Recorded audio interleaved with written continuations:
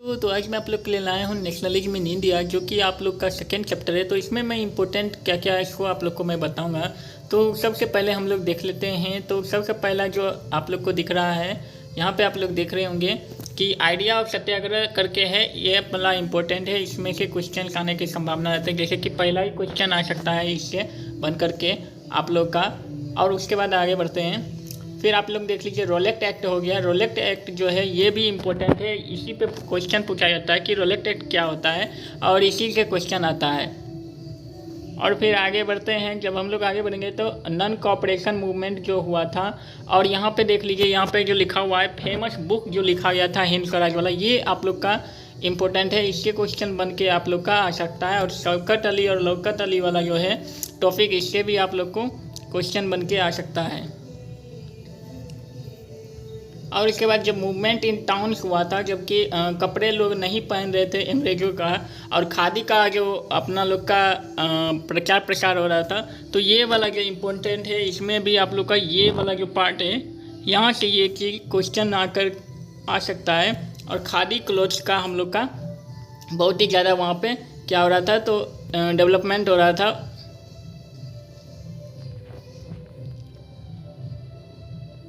और यहाँ पे आप लोग देख लीजिए, अवध वाला जो है यहाँ पे ये इम्पोर्टेंट है। इसमें से आप लोग को तुलकदार वाला जो हो गया, और Baba Ramchandra rebellions in countryside, इससे भी क्वेश्चन आता है आप लोग का। यहाँ पे ये क्वेश्चन नाई धोबी बंद करके इसे करके आप लोग का आता है क्वेश्चन इससे।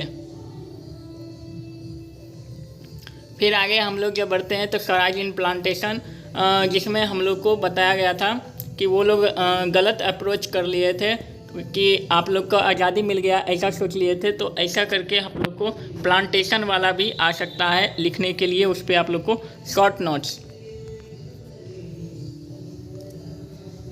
फिर उसके बाद जब हम लोग सिविल डिसोबीडियंस मूवमेंट की तरफ बढ़ते हैं, तो साइमन कमीशन कब आया था, ये हम लोग को पूछा जा सकता है। साइमन कमीशन के बारे में, जो कि साइमन गो बैक का नारा जो लगा था, वो वाला भी हम लोग को पूछा जा सकता है।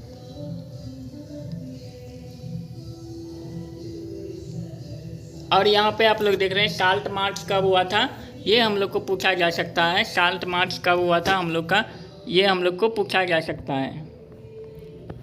और उसके बाद जब हम लोग आगे बढ़ेंगे इसमें, तो यहाँ पे आप लोग देख रहे हैं जब सिविल डिसोबीडियंस मूवमेंट हुआ था, तो उसमें हम लोग का इंडस्ट्रियलाइजेशन वाला जो पार्ट है, 21 वाला, ये वाला जो है, ये हम लोग का क्वेश्चन बनता है। इस पे हम लोग को क्वेश्चन आता है, जैसे कि GD बिरला हो गया, या फिर परसोत्तम दास ठाकुर दास हो गया, ये वाला कि हम लोग का पूछा जा सकता है इसमें। और उसके बाद ये फिगर देख लीजिए, ये जो आप लोग दिख रहा है, ये वाला इम्पोर्टेंट है। इम्पोर्टेंट डेट्स करके इससे MCQ बन सकते हैं, इसको हम लोग को याद करके जाना है। और ये आप लोग देख लीजिए, लिमिट्स ऑफ डिसोबीडियंस, ये तो हम लोग का पूछा गया है बहुत बार।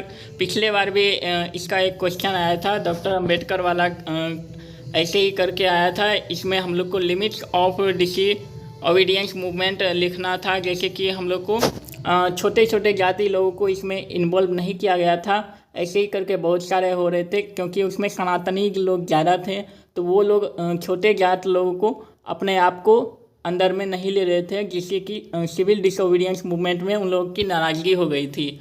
तो आगे बढ़ते हैं। इसमें आगे का कौन सा पार्ट इम्पोर्टेंट है, वो यहाँ पे देख लीजिए, सेंस ऑफ बिलोंगिंगनेस, इस पे क्वेश्चन आप लोग को पूछा जा सकता है। जैसे हम लोग का फ्रेंच रिवॉल्यूशन में हुआ था, वैसे ही करके हम लोग का इसमें भी सेंस ऑफ बिलोंगिंगनेस हुआ था, तो ये हम लोग को पूछा जा सकता है। तो इसमें इतना ही कि इम्पोर्टेंट है दूसरे वाले चैप्टर में।